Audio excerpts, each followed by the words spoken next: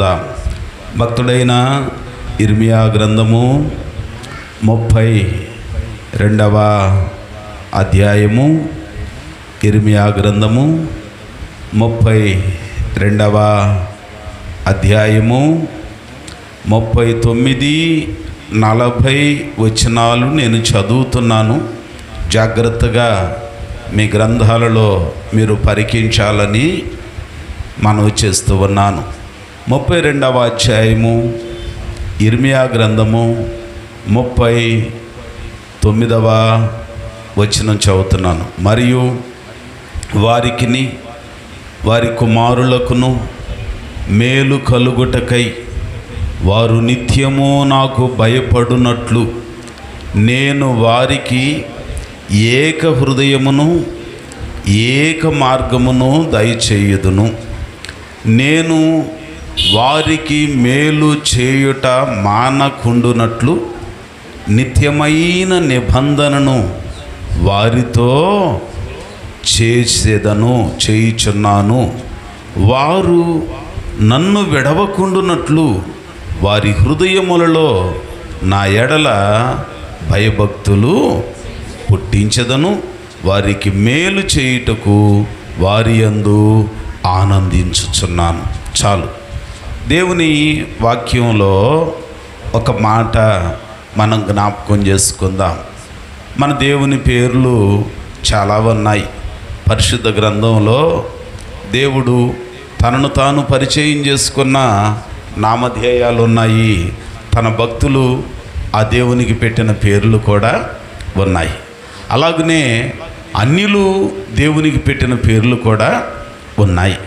ఉదాహరణకి దేవుడు మోషే భక్తునితో పరిచయం చేసుకుంటూ, అయ్యా మరి నీవు నన్ను ఐగుప్తుకి వెళ్ళమంటున్నావు, అక్కడ నీ జనులయ్యి ఉన్న నా ప్రజలు ఇజ్రాయేలీలను విడిపిస్తానంటున్నావు బాబు, ఇంతకీ నిన్ను పంపించింది ఎవరు, ఆ దేవుని పేరు ఏంటని నన్ను ఆ ప్రజలు అడిగితే నేనేం చెప్పను నాయనా అని అంటే, అప్పుడు ఆయన అంటాడు, అందరూ నన్ను ఉన్నవాడు అని అంటారు, ఉన్నవాడని అంటారు. నేనున్నా, ఆరంభంలో ఉన్నా, సృష్టి శూన్యంలో ఉన్నప్పుడున్నా, అగాధ జలములపై ఆత్మ అల్లాడుచున్నప్పుడు నా పరిస్థితులలో నేనున్నా, నన్ను ఉన్నవాడు అని అంటాడు.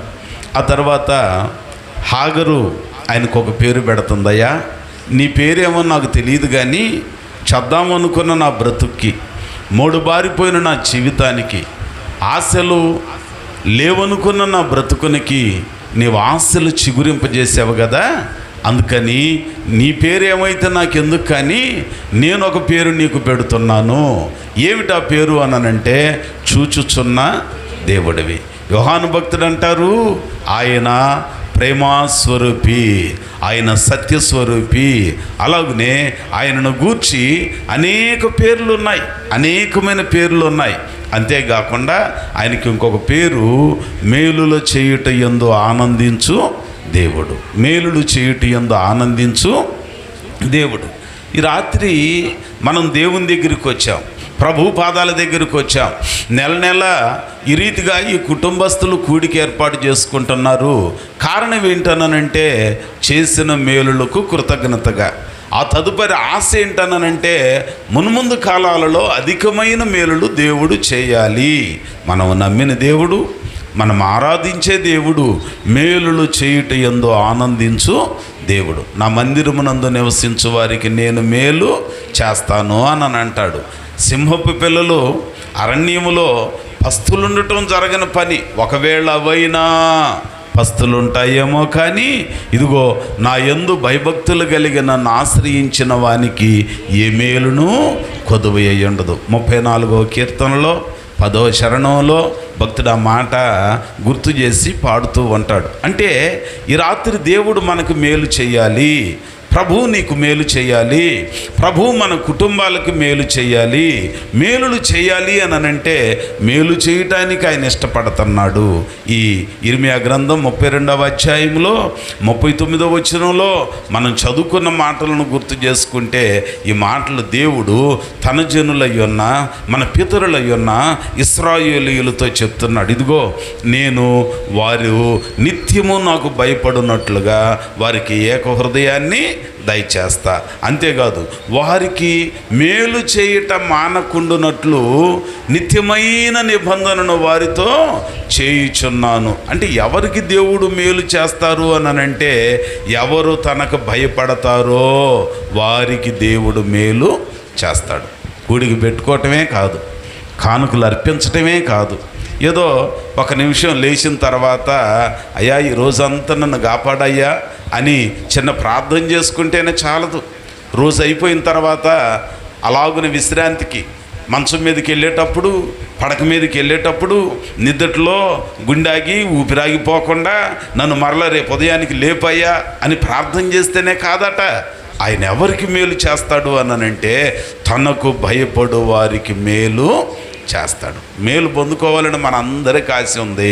కానీ దేవుడు మనకు మేలు చేయాలని అంటే మనమట దేవునికి భయపడేవారిగా ఉండాలి. అబ్రాహాము జీవితాన్ని జ్ఞాపకం చేసుకుంటే ఆదికాండం 22వ అధ్యాయంలో ఆయనకి మేలు అనేది అన్నీ కలిగాయి. కానీ ఆయన దృష్టిలో మేలు ఏంటనంటే గర్భఫలం దొరికితేనే మేలు. అన్నీ ఇచ్చాడు, ధనధాన్యాలను ఇచ్చాడు, దాసదాసి జనాంగాన్ని ఇచ్చాడు, వెండి బంగారాలను ఇచ్చాడు, అన్నీ ఇచ్చాడు. కానీ బిడ్డలను మాత్రం ఇవ్వలేదట. ఇప్పుడు ఆయనకు ఆ మేలు కొదువై ఉన్నది. కానీ దేవుడు ఎప్పుడు ఆయనకు మేలు చేశాడు అనంటే ఆ సంతానాన్ని ఎప్పుడు విస్తరింపజేశాడు అనంటే ఆయనకు భయపడటం నేర్చుకున్నాడు. ఎక్కడికి వెళితే అక్కడ బలిపీఠం కట్టడం నేర్చుకున్నాడు. ఆయన చిత్తానుసారంగా నడవటానికి అప్పగించుకున్నాడు. అందుకే దేవుడు ఆయనకి మేలు చేశాడు. ఆ మేలు కూడా అధికం ఎప్పుడు చేశాడో తెలుసా? 22వ అధ్యాయంలో దేవుడిచ్చిన బిడ్డని మరలా బలియాగంగా అడిగాడంట. ఇదిగో కూర్చోరా, ఆ మోరియా పర్వతములలో ఒకదానిపైన నీకు ఒక్కడయ్యున్న నీ కుమారుడయ్యున్న ఇస్సాకును నాకు దహన బలిగా. అంతే. ఆ మాట విని ఎవ్వరిని అడగలేదంట. ఒకవేళ మనల్ని కానీ అడిగితే ప్రార్థన చేయం, ఏం చేయం. ఇచ్చిన దేవుడు ఎందుకు అడుగుతాడు? ఇది దైవ స్వరం కాదు, ఖచ్చితంగా ఇది వేరొక స్వరం. నువ్వే నిర్ధారిస్తావు. నీకు బాగా వాక్యం తెలుసుగా, భక్తి బాగా పెరిగిపోయిందిగా, యూట్యూబ్లోనో మా ట్యూబ్లోనో వాళ్ళ ట్యూబుల్లోనో చూసి బాగా బుర్ర ట్యూబ్లో పిచ్చి పిచ్చి ఆలోచనలు ఎక్కువయ్యి మనమేమనుకుంటాం తెలుసా? ఊరుకో, ఇచ్చిన దేవుడు ఎందుకు అడుగుతాడు? దేవుడేమో తేటగా అడుగుతున్నాడు. 22వ అధ్యాయం ఆదికాండం 22లో అంటాడు, అప్పుడు ఆయన నీకు ఒక్కడయ్యున్న నీ కుమారుని అనగా ఇష్మాయేలును భుజాన్ని వేసుకెళ్తాడు అనుకున్నాడేమో. నీవు ప్రేమించు ఇస్సాకును తీసుకొని మోరియా దేశమున అక్కడికి వెళ్ళి ఆ పర్వతాలలో ఒక దహన బలి, ఒక పర్వతం మీద నాకు దహన బలిగా తెల్లవారినప్పుడంట అబ్రహాము లేచి గాడిద గంతగట్టి పనివారిలో ఇద్దరిని తీసుకొని కుమారుడు ఇస్సాకును వెంట పెట్టుకొని దహన బలి కొరకు కట్టెలు చీల్చి లేచి దేవుడు తనతో చెప్పిన చోటికి, అది చెప్పినా నువ్వు లేవకపోతుంటవి, చెప్పినా కదలకపోతుంటవి, చెప్పినా ప్రార్థనకి వెళ్ళకపోతుంటవి, వెళ్ళినా ప్రార్థన చేయకపోతుంటవి, ప్రార్థన చేసినా నమ్మకపోతుంటవి, గుడికి వచ్చినా గుణం మారకపోయా, గుడికి వచ్చినా వాక్యం వినవాయా, వాక్యం విన్నా ఉన్న అహం గర్వం పోదాయా.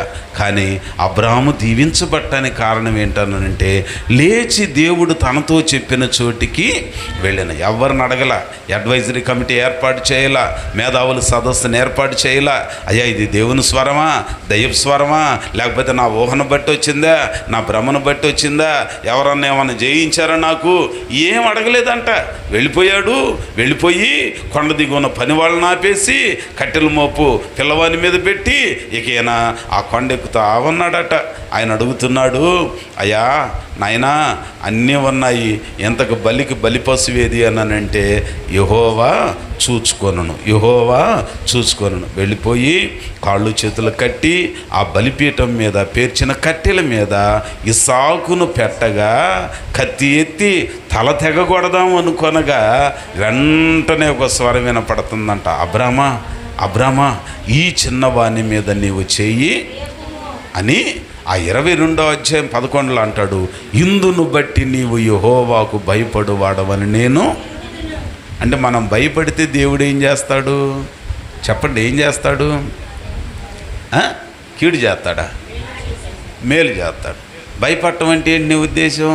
అమ్మో బైబిల్ కాళ్ళతో దొక్కాడు పిల్లోడు, భయం లేదు బత్తి లేదు వీడికి, మనకు తెగ ఉన్నట్టు కదండి, కొట్టి పడేస్తాం పిల్లోడిని.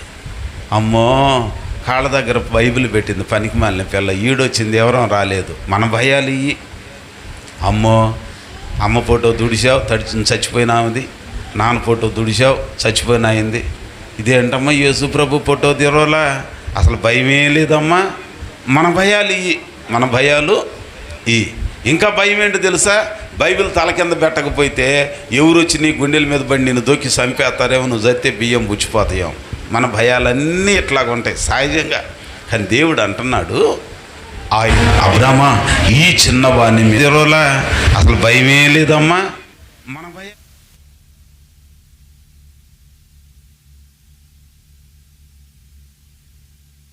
ప్రైజ్ ది లార్డ్, హల్లెలూయా. పరిశుద్ధ గ్రంథం మన జ్ఞాపకం చేసే మాట అదే.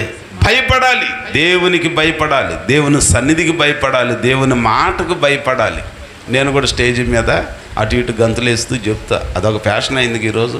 కానీ ఒక భయం దేవుని సన్నిధికి పోవునప్పుడు నీ ప్రవర్తనను జాగ్రత్తగా మాట్లాడేటప్పుడు ఎడాపెడ నోటుకు వచ్చిన మాటలన్నీ ప్రార్థనలో మాట్లాడకూడదు. స్టేటస్లో ఇష్టం వచ్చి నీ పెట్టుకోవటం కాదు. ప్రతిదానికి రేపు దేవుడు ఏం చేస్తాడంట, నీకెవరి మీద గిట్టకపోతే కౌంటర్ పెట్టేసేటమే. తేరగా వచ్చింది పెట్టు. నీకు రాసి ఇచ్చినోడు ఎవడో తర్వాత సంగతి, పెట్టు. నువ్వు ఎక్కడికి రావాలి చెప్పరేంటబ్బా, ఎక్కడ రావాలి మనం? నువ్వే పాడతావు మళ్ళీ, తీర్పు దినము దాగలేవురా. ఎవరు దాగు? నువ్వేమో నాకు చెప్పు, నేనే నీకు చెబుతా. ఈయనేదేవురేడా? దేవునికి స్తోత్రం. జాగ్రత్త. ప్రతి కార్యం చీకటిలోనైనా వెలుగులోనైనా మనసులోనైనా ఎక్కడైనా మనం ఏం చేసేదైనా రేపు తీర్పులోనికి భయపడాలి. దేవునికి భయపడమనంటే ఆయన అడిగినది ఆయనకి ఇస్తే అప్పుడు ఆయనకు భయపడినట్లు. దేవుడు ఏమడుగుతున్నాడు? ఇదిగో నా కుమారుడా, నీ హృదయం నాకు ఇస్తున్నావా? అయ్యా మా ఆవిడ హృదయం ఎప్పుడు ప్రార్థన చేసిద్దయ్యా, నా హృదయం మంచిది కాదులేయ్యా, ఆమె తీసుకో, ఆమె కొంగట్టుకొని నేను కూడా పరలోకానికి వస్తానంటే దెర్ ఇస్ నో కన్సెక్షన్. రేపు దసరా వస్తుంది ఆఫరు, వాషింగ్ మిషన్ కొంటే మిక్సీ ఫ్రీ కదండి, బై 1 get 1. దేవునికి స్తోత్రం, హల్లెలూయా. అన్నీ ఆఫర్సే. కానీ పరలోకానికి వెళ్ళటానికి ఈ ఆఫర్స్ ఏమి? రక్షణ వ్యక్తిగతం. నీవు మారు మనసు పొందితే నీ వెనక పిల్లలో మీ ఆయనో మీ ఆవిడో రావటానికి అవకాశాలు ఏమి? అది వ్యక్తిగతం. నీవు పొందితే నీకు మేలు, నీవు మారితే నీకు మేలు. ఎంత విన్నా నువ్వేమైనా చెప్పుక, నేను మారితే చూసుకో అన్నానంటే నిన్ను దేవుడు చూస్తాడు. మనందరం కలిసి దేవుడిని కూడా చూడాలి. ఎక్కడ? న్యాయపీఠం ఎదుట, తీర్పు దినాన. అందుకనే దేవుడు అంటున్నాడు, నా కుమారుడా నీ హృదయం నాకు ఇమ్ము. ఇచ్చిన తర్వాత ఎట్లాగని ఉండాలంట హృదయం? మేకా గ్రంథం 6వ అధ్యాయం 8లో అంటాడు, ఇదిగో మనుషుడా, ఏది ఉత్తమమో ఏది అనుకూలమో నీకు తెలియజేయబడి ఉన్నది. ఏంటది అనంటే దీన మనసు కలిగి నీ దేవుని ఎదుట ప్రవర్తించటం, కపట నటనలు లేని హృదయం కలిగి ఉండటం. ఇంతే కదా నీ దేవుడు. నువ్వేమో నాకు చెప్పు, నిన్ను అడుగుతున్నాడు పాస్టర్ గారని, నేనేమో నీకు చెబుతా. ఇచ్చే దేవురు కపట నటనలు లేనట్టి హృదయాన్ని నీకిచ్చిన చాలునా, నీవు చేసిన ఉపకారములకు నేనేమి చెల్లింతును. హల్లెలూయా. ఆయన సన్నిధిలో ఆయన అడిగేది అదే, నా కుమారుడా నీ హృదయం నాకిమ్ము, నీ హృదయం నాకు ఇచ్చిన తర్వాత ఎట్లాగ ఉండాలనంటే కపటం ఉండకూడదు, నటన ఉండకూడదు, నాకు నచ్చని నీ హృదయంలో ఉండకూడదు. నీ హృదయం నతనీయులు వలె ఆత్మలో కపటం లేనివాడు అని అంటాడే, అలాగునుండాలి, యథార్థంగా ఉండాలి. అప్పుడు దేవుడు నీకు మేలు చేస్తాడు, మనకు మేలు చేస్తాడు. ఇంకొక సంఘటన మీకు గుర్తు చేస్తాను, చూడండి ఒకసారి. నిర్గమకాండం 1వ అధ్యాయము. మేలండి, మేలు చేయటానికి బలగం అవసరం లేదంట, బలం అవసరం లేదంట. నువ్వు అక్కడవైనా సరే దేవునికి నచ్చిన పని చేస్తే దేవుడు నీకు మేలు చేసి ఆ దేవుడు నిన్నేం చేస్తాడో తెలుసా? నీ వంశాన్ని అభివృద్ధి చేస్తాడు, నీ కుటుంబాన్ని అభివృద్ధి చేస్తాడు.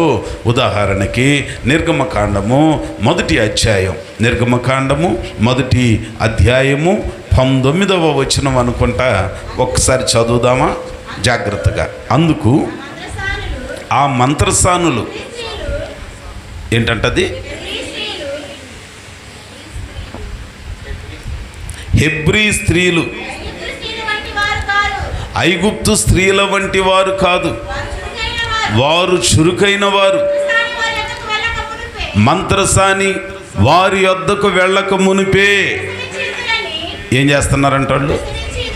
ప్రసవించి ఉందురని ఫరోతో దేవుడు ఆ మంత్రసానులకు మేలు. ఎందుకని?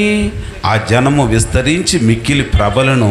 ఆ మంత్రసానులు దేవునికి భయపడినందున దేవుడు వారికి వంశాభివృద్ధి ఏం చేశాడంటండి? ఏం చేశారు వీళ్ళు అసలు? ఇక్కడ సంగతి ఏంటనంటే, రాజైన ఫరో, ఐగుప్తు దేశమునికి రాజుగా ఉన్న ఫరో అంటున్నాడంట, హెబ్రీ స్త్రీలు అందరూ పిల్లలు గంటూ ఉన్నారు, వాళ్ళ సంఖ్య పెరిగిపోతుంది. అయితే వాళ్ళు మగపిల్లలైతే పురిటిలోనే కన్న వెంటనే ఆ బిడ్డని గొంతు నొలిమి చంపేసేయండి. మగపిల్లలైతే, ఆడపిల్లలైతే బ్రతకనండి. మగపిల్లలైతే పెరిగి పెద్దవాళ్ళు అయితే మళ్ళీ లేనిపోయిన తిరుగుబాటు చేస్తారేమో అని చెప్పి ఆ మాట మంత్రస్వాములందరికీ రాజు శాసించాడట. అయితే దేవుడు ఏం చేశాడో తెలుసా? ఇదిగో మీరు మాత్రం అలాగున చెయ్యొద్దు. వాళ్ళందరూ ఎవరికి భయపడ్డారని అంటే 17వ వచనంలో అంటాడు, ఆ మంత్రసానులు దేవునికి భయపడి ఐగుప్తు రాజు తమకు ఆజ్ఞాపించినట్లు చేయకుండా మగపిల్లలని బ్రతుకనిచ్చారంట. చూసారా? ఏమండి, మనం ఎవరికి భయపడతాం? ప్రార్థనకి ఎందుకు రాలేదన్నానంటే రాజు ఆజ్ఞకి భయపడి వెళ్ళామండి. రాజులకు రాజు అయిన మళ్ళీ ఎక్కడికొచ్చి పాట పాడమనంటే రాజులకు రాజు యేసు హల్లెలూయా. రాజు మాటేనో, రాజు మాట వింటావు. ఎవరమ్మ నీకు రాజు? ఎవరయ్యా నీకు రాజు? ఓహో, చాలామంది రాజులు సంగతి చెబుతారు. అయితే ఈ రాజు కాకపోతే ఆ రాజు. దేవునికి స్తోత్రం. జాగ్రత్త జాగ్రత్త. పరిశుద్ధ గ్రంథం అంటుంది, అయా మంత్రసానులు దీవించబడటానికి, వాళ్ళ వంశం అంతకంతకు అభివృద్ధి చెందటానికి గల కారణం ఏంటి? వాళ్ళకు మేలు కలగటానికి గల కారణం ఏంటనంటే దేవుడు ఆ మంత్రసానులకు మేలు చేశాను. ఎందుకు చేశాడు అనంటే వారు దేవునికి. మరి నువ్వు కూడా భయపడాలి, నీకు మేలు కలగాలి. కొడుకు ఏర్పాటు చేసుకున్న శేఖర్ గారికి, కేజే గారికి, వారి కుటుంబానికి మేలు కలగాలి, పిల్లలకు మేలు కలగాలి, చేసుకుంటున్న వ్యాపారంలో మేలు కలగాలి అనంటే ఎవరికి భయపడాలి? మనం ఎవరికి భయపడాలి చెప్పరే? ఎవరికి? దేవునికి భయపడాలి. దేవునికి భయపడటం అంటే దాని అర్థం ఏంటి? ఆయన మాట వినటం. మంత్రసానులకు దేవుడు ఏం చెప్పాడు? ఇదిగో పిల్లల ప్రాణాలు మీరు తీమాకండి. రాజేమో మగపిల్లలను పుట్టగానే పురిట్లోనే చంపేయండి అని చెబుతున్నాడు. కానీ వీళ్ళు ఏం చేశారనంటే వాళ్ళని బ్రతకనిచ్చారు. అందుకు దేవునికి భయపడ్డారని దేవుడు చూచి ఆ వంశాన్ని అభివృద్ధి చేశాడు. ఈ రాత్రి మనం కూడా దేవుని మాటకు విధేయులమైతే, దేవుని మాట విని ఆయనకు భయపడితే అప్పుడు దేవుడు మనలను కూడా అభివృద్ధి చేస్తాడు. ఇంకొక మాట మీకు జ్ఞాపకం చేయనా?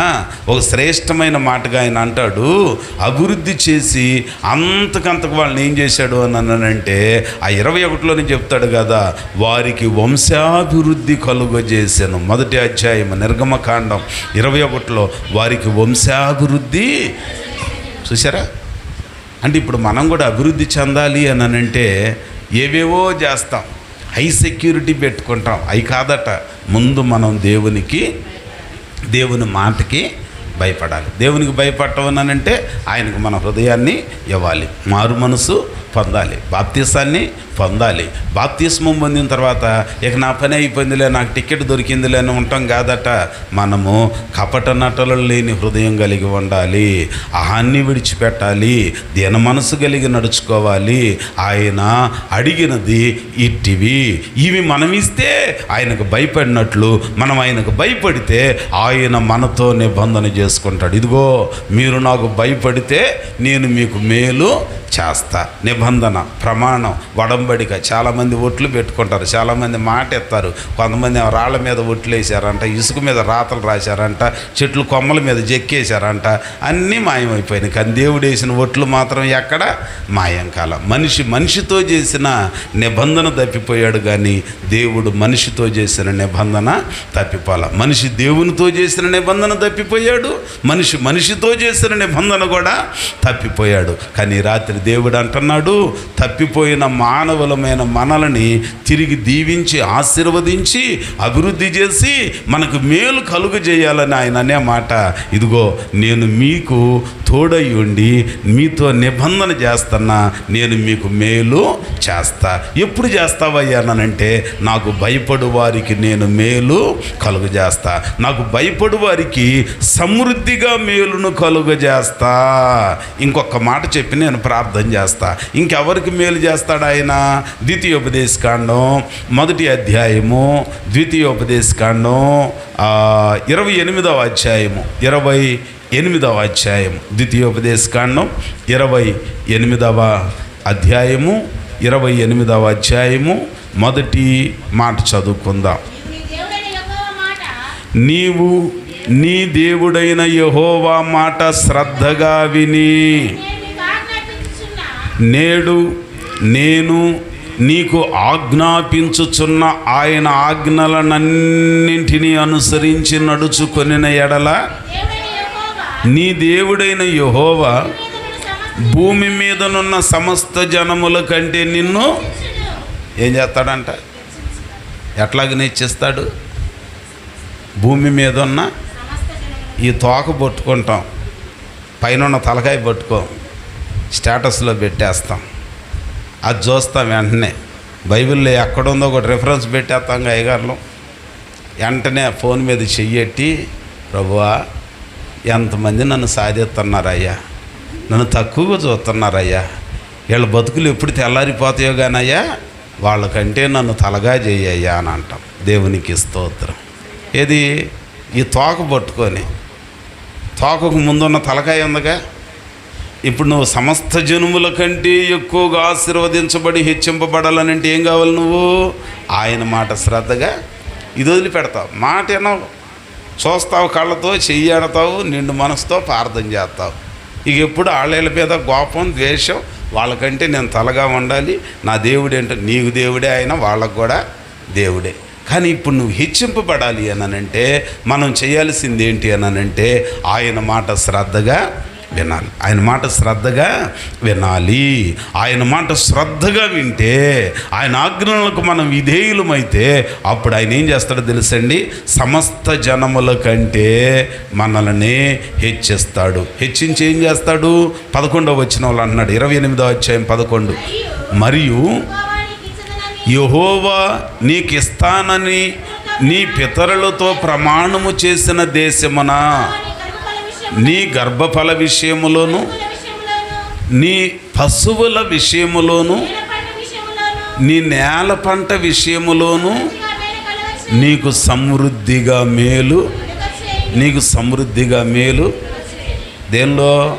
చేతి పనులలో, భూఫలములలో, గర్భఫలములలో, ప్రతి విషయములో ఆయన సమృద్ధిగా మేలు చేస్తాడు. ఎప్పుడట? మనం ఆయన మాట వినాలి. రెండవది, మాట విన్న తర్వాత విధేయులం కావాలి. మాట వినటానికి వింటాం. సౌలుతో దేవుడు చెప్పాడు ఒక మాట, ఏంటన్నానంటే, నీవు వెళ్ళి అమాలేకీయుల రాజును హతమార్చి అక్కడి నుంచి ఏది తెచ్చుకోవద్దు, నేను అది శపించాను అన్నాడు. ఈయన ఏం చేశాడో తెలుసా? సౌలు రాజు వెళ్ళిపోయి అందరిని ఉట్టేవాళ్ళు అందరిని చంపాడంట. చంపమన్న రాజును మాత్రం చంపకుండా వెంట తెచ్చుకున్నాడు. అక్కడి నుంచి ఏం తెచ్చుకోవద్దు నేను శపించాను అనంటే ఈయనేం చేశాడు? క్రొవ్విన ఎడ్లను, కోడెలను, గొర్రెలను తెచ్చాడు. తెచ్చుకున్నాడు ఎక్కడ పెట్టాడు? ఇంటి వెనక దొడ్లో పెట్టేశాడంట. సరే, ఈలోగా సమూయేలు ప్రవక్తకి దేవుడు చెప్పాడు, ఇదిగో గాడిదలు ఎత్తుక్కునేవాడిని తీసుకొచ్చి నేను రాజుని చేస్తే చివరికి నేను చేసిన మేలు మర్చిపోయి, నేను చేసిన ఉపకారం మర్చిపోయి, మెతుకు దొరికిన తర్వాత బ్రతుకు మర్చిపోయి అబ్బో పడరాని పాటలు పడుతున్నాడు. ఇదిగో అతనిని నేను రాజుగా చేసినందుకు నేను హృదయములో సంతాపపడుతున్నానని చెప్పగానే దేవుడు బాధపడుతున్నాడని తెలియగానే ఈయన బాధపడుతున్నాడు. ఎవరైనా? సమూయేలు ప్రవక్త. మనమేం దేవుడు బాధపడుతున్నాడు అన్నందుకు బాధపడలేదంట. పక్కామో బాధపడితే మనం బాధపడుతున్నాం. తేడా అదే. వాళ్ళకి మేలు కలగటానికి మనకు మేలు కలగకపోవటానికి ఏంటనంటే దేవుడు దేనిని చూచి వారవలేడో మనం దానిని కూడా వారపడదు. ఈ మాట చెప్పగానే రాత్రి అంతా సమూయేలు అలాగున వేదనతో ఉండి తెల్లవారుగానే రాజు అయిన సౌలు దగ్గరికి వస్తున్నాడంట. రాగానే అడుగుతున్నాడు, నాయనా సౌలా, రాజా, దేవుడు నీకు చెప్పిందంతా చేసావా? మాట విన్నానుగా, ఆయన చెప్పిందంతా చేసావా? చేశాను బాబు అన్నాడంట. ఈలోగా వెనక గొర్రెలు, ఎడ్లు రంకెలను పడుతున్నాయి. నేను చేశానయ్యా అన్నాడంట. చేస్తే ఆ ఎడ్ల, కోడెల, గొర్రెల రంకెలేంటి అని అన్నాడంట. తలదించాడు. మాట విన్నాడు కానీ విధేయత చూపించలా. విన్నాడు కానీ విధేయత చూపించలా. ఈ రాత్రి మన జీవితాలలో సమృద్ధి అయిన మేలు కలగాలి అని అంటే దేవుని మాట విని దాని చొప్పున మనం చేసేవారిగా ఉండాలి. వింటున్నాం, మారు మనసు పొందాలని వింటున్నాం, బ్రతుకు శాశ్వతం కాదని వింటున్నాం, 70 ఏళ్ళు 80 ఏళ్ళు అని కూడా వింటున్నాం.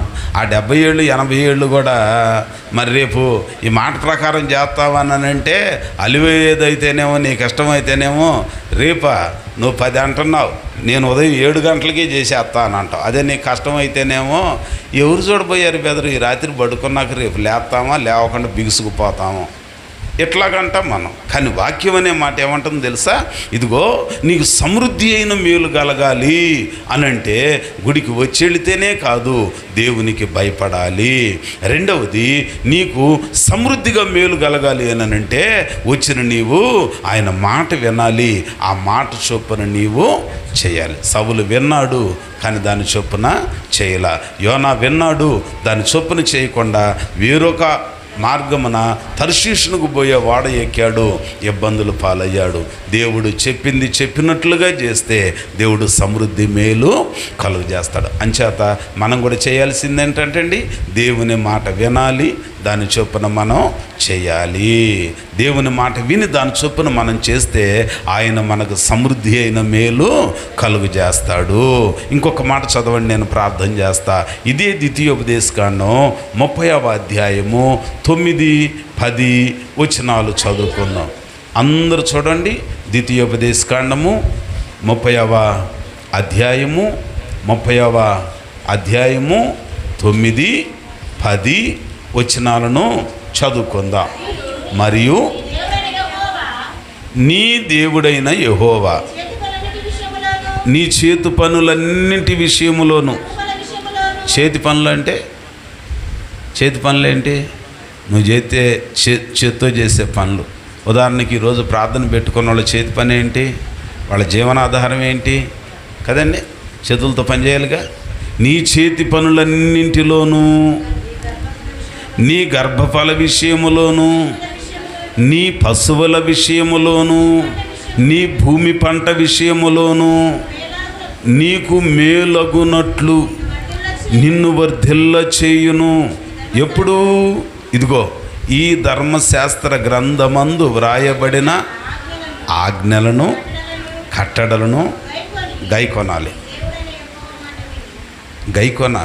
నేను కూడా ఎట్నే దడ చదువుతూ చెప్తా ఉంటే మీకేం ఎక్కట్లా. అందుకే నేను కొద్దిగా ఆగి చెబుతున్నా. మీకు మేలు కలగాలి, మేలు నీ పట్ల వర్ధిల్లేటట్లుగా చేయాలి అనంటే కట్టడలను, ఆజ్ఞలను గైకొనాలి. రెండవది దేవుని మాట వినాలి. మూడవది నీ పూర్ణ హృదయముతో పూర్ణ ఆత్మతో నీ దేవుడైన యెహోవా వైపు మళ్ళుకోవాలి. అప్పుడు ఏం చేస్తాడంట ఆయన?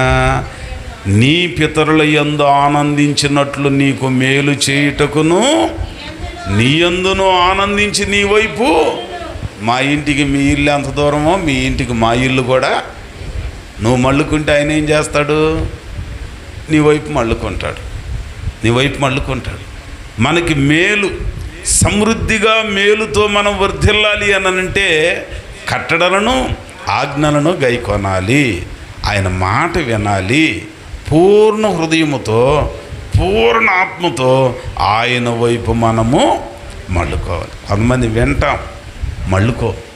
బిలాముతో చెప్పాడు, వెళ్ళి ప్రార్థన చేస్తున్నాడంట. ముందు ఖచ్చితంగా తెగేసి చెప్పాడు, భలేవాడివే, దేవుడు నన్ను దీవించి అభిషేకించి భాగ్యం ఇస్తే నువ్వెవరవాయ బాబు దేవుని ప్రజలను చేపించడానికి రమ్మంటున్నావు? చచ్చ తప్పు, నేను రానుపో అన్నాడంట. ఆలోచించు, రాజుగారు కాస్త కానుకల బలం ఎక్కువ పెట్టాడు, తూకం ఎక్కువైందంట అన్నాడంట. సరే కొద్దిగా దేవుడిని అడిగి వస్తా అన్నాడంట. ముందేమో కవర్ బరువు లేనప్పుడేమో కరాఖండికి చెప్పాడంట, కవరు బరువు ఎక్కువైన తర్వాత అన్నాడంట కొద్దిగా ప్రార్థన చేసి చెబుతా. దేవుడు అన్నాడంట వెళ్ళొద్దు, ఇంకొద్దిగా బరువు పెరిగిందంట, ప్రార్థన చేసి వస్తాగు వెళ్ళమాక అన్నాడంట. దేవుడు అన్నాడు వద్దు అన్నాడు, ఇంకొద్దిగా బరువు పెరిగిందంట. ఈయనకు కూడా భారం పెరుగుతుంది ప్రార్థన మీద, ఎందుకని? ఆశ. దేవుడు అన్నాడంట సరే వెళ్ళు. అప్పుడప్పుడు మనం అంటాం వెళ్ళొస్తామన్నానంటే వెళ్ళిరా అని అంటాం, ఇష్టం లేకుండా వెళ్తుంటే వెళ్తున్నాను, వెళ్ళు, నువ్వు వెళ్ళు చూస్తా, నువ్వు ఎట్టొస్తావా? అది మన తెలియని డైలాగులు ఇవి చెప్పండి. లైవ్లో ఉన్నోళ్ళు, మా తల్లులు, మా నాయనలు ఎంతమంది మాటలు నిజంగా వాళ్ళ జీవితాల్లో అనుభవించారు. దేవుడు కూడా అన్నాడంట, అరే అబ్బాయి నీకు ఎంత చెప్పినా ఎంటలా, నువ్వు సేవకుడు కదా, నీ నోటి మాట సాగుతుంది కదా, నీకు లెక్కజామ లేకుండా పోయింది కదా, ఇక మాటతో విన్నప్పుడు నీకు చేతలతో చూపిస్తానులే అబ్బాయి పద నీకెందుకు అన్నాడంట. వెళతా ఉంటే ఆ గాడిద మీద నడుస్తుంటే ఒకసారి ఏం చేసిందంట, అది దారి తప్పి పక్కకి వెళ్ళిపోయింది. ఇంకోసారి 2 తోటలకి ప్రారీ గోళ్ళ గడితే ఆ ద్రాక్ష తోటల నడుమ రోడ్డు మీద నడుస్తూ ఉంటే ఒక పక్క ఖాయం చేసి గోడకు అదిమేసిందంట. ఏ కాలు నలిగిందో, కుడి కాలో ఎడం కాలో అది దేవునికి తెలుసు, మొత్తానికి ఎందులో రాయల. ఆ కాలు నలిగిపోయేసరికి కోపం వచ్చిందంట. అయినా సరే కొద్దిగా ఆ కానుకలు బలం చూసుకొని ఏమనకుండా మళ్ళీ నడిపిస్తుంటే ఈసారి ఏకంగా చతికిలు పడిపోయిందంట. కోపం వచ్చి కొట్టడం మొదలు పెట్టాడంట. ఎంత కోపం వచ్చిందనంటే బీపీలో గాడిద మాట్లాడటం ఏంటనే సంగతి కూడా ఆలోచనకు రాలేదంట. అప్పుడప్పుడు ఎంత చక్కగా మనం చెబుతూ ఉంటామో పెడతా ఉంటాం కదండి. వెంటనే గాడిద మాట్లాడుతుందంట, అగో ఏంటి దాని నుంచి చూస్తున్నా, ఏంటి ఇట్లా కొడుతున్నాడు? కొట్టటమా? ఈరోజు నా చేతిలో కత్తి లేదు, కత్తిని నేను ముక్కలుగా నరికేవాడిని అన్నాడంట. అన్న తర్వాత వెంటనే అన్నదంట గాడిద, ఏంటి ఎంత ధైర్యం నీకు ఈ మాట అంటున్నావు, నన్ను నరుకుతావా? నేను ఒక్క అడుగు చతికిలు పడకుండా ముందుకేస్తే అదే కత్తి నీ మీద పడేదే అనగానే అప్పుడు ఆయనకు తెరుచుకొని దేవదూత కనపడిందంట. అమ్మ బాబోయ్, అప్పుడు తేరుకున్నాడంట. ఇదిగో నేను వద్దన్న పని నువ్వు చేస్తావు. మాట విన్నాడు కానీ విధేయుడయ్యాడా? ముందు విధేయుడు అవల. ఈ రాత్రి దేవుడు మనకు మేలు చేసి ఆ మేలులో మనల్ని అభివృద్ధి చెయ్యాలి అని అంటే, ఒకటి దేవునికి భయపడాలి, రెండవది దేవుని మాట విని దానికి విధేయులము కావాలి, కట్టడలను ఆజ్ఞలను గైకొనాలి. తర్వాత మూడవది పూర్ణ హృదయంతో ఆయన వైపు మళ్ళుకోవాలి. బైబిల్ ఎప్పుడు చదివినా కాస్త మనం ఆ మాటలు అర్థం చేసుకొని చదవాలి. అందుకే ఎప్పుడు కూడా మనం చదివేటప్పుడు చాలా జాగ్రత్తగా చదివితే దేవుని వాక్యం మనల్ని పలుకరిస్తూ ఉంటుంది. ఆ 10వ వచనంలో అంటున్నాడు, 30వ అధ్యాయం ద్వితీయోపదేశకాండంలో, ఇదిగో వీటన్నింటిలో నీకు మేలొగునట్లు నిన్ను వర్ధిల్ల చేయును. అయితే ఈ ధర్మశాస్త్ర గ్రంథమందు వ్రాయబడిన ఆయన ఆజ్ఞలను కట్టడలను గైకొనాలి. రెండవది దేవుడైన యెహోవా మాట వినాలి. మూడవది పూర్ణ హృదయముతో పూర్ణ ఆత్మతో నీ దేవుడైన యెహోవా వైపు. అప్పుడు దేవుడు నీకేం చేస్తాడంట? మేలగునట్లు నిన్ను వర్ధిల్లచేయను. కాబట్టి ఈ రాత్రి నీవు నేను మనం అందరం కూడికి ఏర్పాటు చేసుకున్న శేఖర్ గారు వారి చేతి పనులలో, మనందరి చేతి పనులలో, మనందరి వ్యాపారాలలో, మన కుటుంబ పోషణ కోసం ఏ పని అయితే మనకున్నదో వాటన్నింటిలో దేవుడైన యెహోవా మనలను ఆశీర్వదించి మనలను వర్ధిల్ల చేయునుగాక. మేలగునట్లు మనలను వర్ధిల్ల చేయునుగాక, కృపలో బలపరుచునుగాక, ప్రభు ఈ మాటలు మన వినికిడిలో ఫలింప చేయునుగాక. ప్రార్థన చేసుకుందాం అందరం. ఒక చిన్న ప్రార్థన. ఈ రాత్రి విన్న వాక్యమును బట్టి ప్రభు సన్నిధిలో ఓ చిన్న ప్రార్థన చేద్దాం. దేవాతి దేవుని శ్రేష్టమైన మాటలు ఆలకించిన మనం, ప్రభువా నా జీవితంలో ఎన్నో ఒడిదుడుకులు, ఎన్నో ఇబ్బందులు అయినా వాటన్నింటి నుంచి నన్ను విడిపించిన దేవుడో కదయ్యా. ఈ రాత్రి ఒకసారి జ్ఞాపకం చేసుకోయ్యా. కుడికి ఏర్పాటు చేసుకున్న కుటుంబాన్ని దీవించయ్యా. నా జీవితంలో ఎన్నో ఒడిదుడుకులయ్యా, అనేకమైన కష్టాలు ప్రభువా. పైకి బాగానే ఉంటున్నాను కానీ ఎవరికీ చెప్పుకోలేని సమస్యలయ్యా. మేలగునట్లుగా నన్ను దీవించు, మేలగునట్లుగా నన్ను ఆశీర్వదించయ్యా. నీతో జీవించటానికి, నీతో నడవటానికి నీవు మాత్రమే మేలు చేయు దేవుడవని ఎరిగి నీ చెంతకు వచ్చానయ్యా. నన్ను జ్ఞాపకం చేసుకోయ్యా. ఈ రాత్రి నీ సేవకుడు చెప్పిన నీ మాటలు అయ్యాయి మాకు మేలు చేయటానికి నిత్య నిబంధనగా నీవు ప్రమాణం చేస్తున్నావయ్యా. ఈ రాత్రి నన్ను జ్ఞాపకం చేసుకొని నాకు మేలు చేయి ప్రభువా, నాకు నీ దీవెన దయచేయి ప్రభువా. ప్రభువుని అడుగుదాం, ప్రభువుని కోరుకుందాం. భీకర ధ్వని గల మార్గమునందు నన్ను స్నేహించిన నా ప్రియుడవు నీవు. భీకర ధ్వని గల మార్గమునందు నన్ను స్నేహించిన నా ప్రియుడవు నీవు. కలనైన మరువను నీవు నడిపిన మార్గం, క్షణమైన విడువను నీతో సహవాసం. కలనైన మరువను నీవు నడిపిన మార్గం, క్షణమైన విడువను నీతో సహవాసం. నీతో నా జీవితం సంతోషమే, నీతో నా బంధం మాధుర్యమే. నీతో నా జీవితం సంతోషమే, నీతో నా బంధం మాధుర్యమే. నా యేసయ్యా కృప చూపుచున్నావు, వాత్సల్య పూర్ణుడవై. నా యేసయ్యా నడిపించుచున్నావు, స్తుతి ప్రదాతవై. ఆరాధ్యుడా యేసయ్యా, నీతో నా బంధం మాధుర్యమే.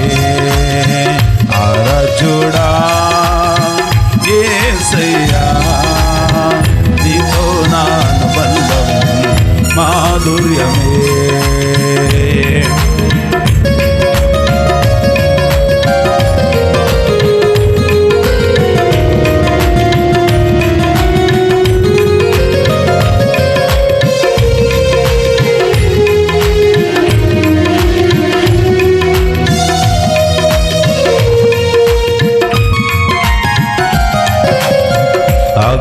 ఆకాశమందుండి ఆశీర్వదించితివి, అభాగ్యుడనైన నేను కనికరింపబడి తిని.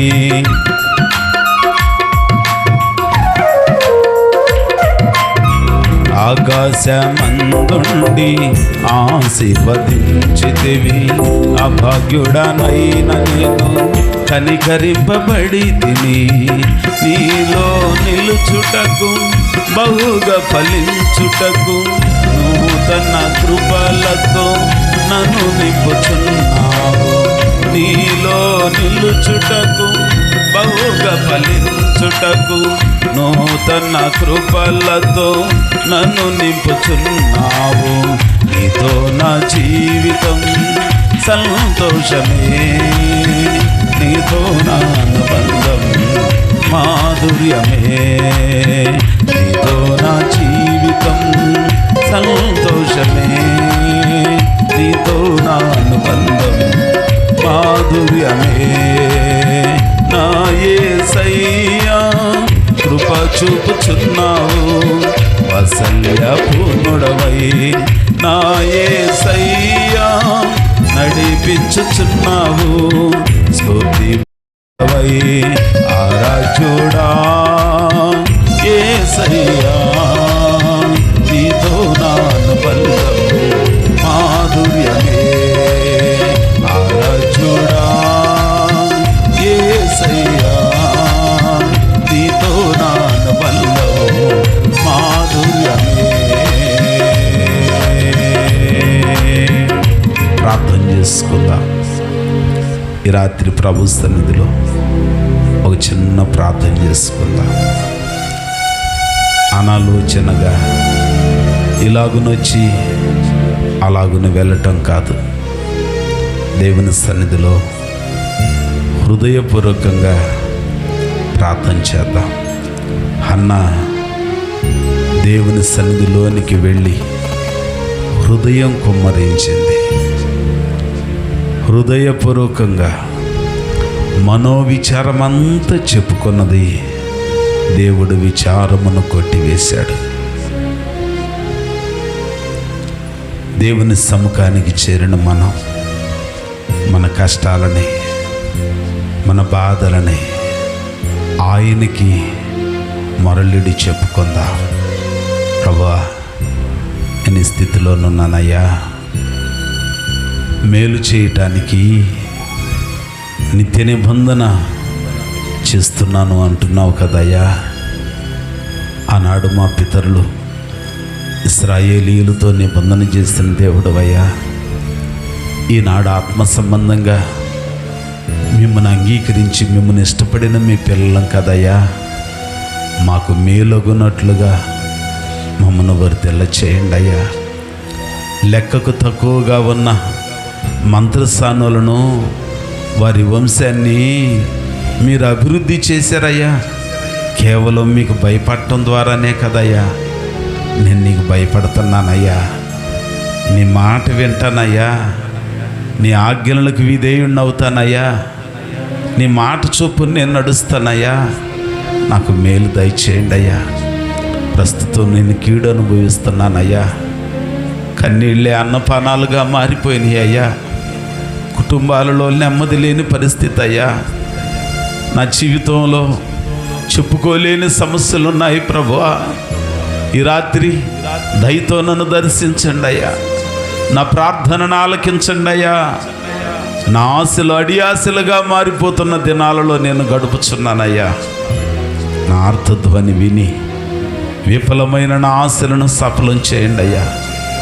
నా చేతి పనులను ఆశీర్వదించండి అయ్యా. నా యొక్క భూఫలము, గర్భఫలము, నా కలిగిన సమస్తమును నీవు మేలుకై వర్ధిల్ల చేయండి అయ్యా. అడుగుదాం ప్రభువుని. నిండు మనసుతో ప్రార్థన చేసుకుందాం.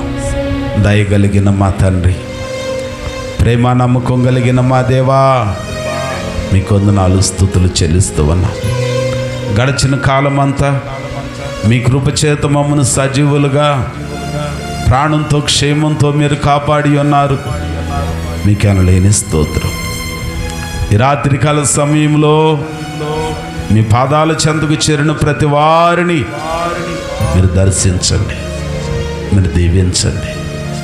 నీ బిడ్డలు ఏ మనవులైతే మీ సన్నిధిలో చెప్పుకుంటున్నారు, పైకి చెప్పుకోలేక హృదయములో అంగలారుస్తూ ఆ ఆర్తధ్వని మీకు వినిపించుకుంటున్నారో, వారి కన్నిటికి మూలమైన శ్రమలు, సమస్యలు ఏవైతే ఉన్నాయో అవన్నీ నజరేయుడైన యేసు నామమున తొలగిపోయి సంతోషం పొందుకొందురుగాక.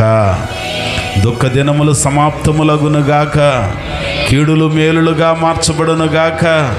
మేము మీ తట్టు తిరిగే మనసిచ్చి మాకు అధికమైన మేలులు దయచేయుదువుగాక. కొందనాలయ్యా, అనారోగ్యంతో అస్వస్థతతో ఉన్న బిడ్డలని మీరు ముట్టి స్వస్థపరచండి.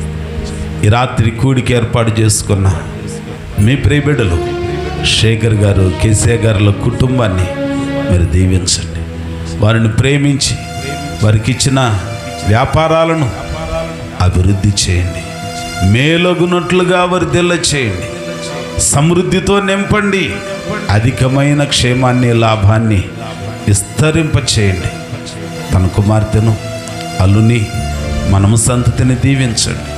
అలాగనే యవ్వన ప్రాయంలో ఉన్న కుమారుడు మహేష్ను జ్ఞాపకం చేసుకోండి.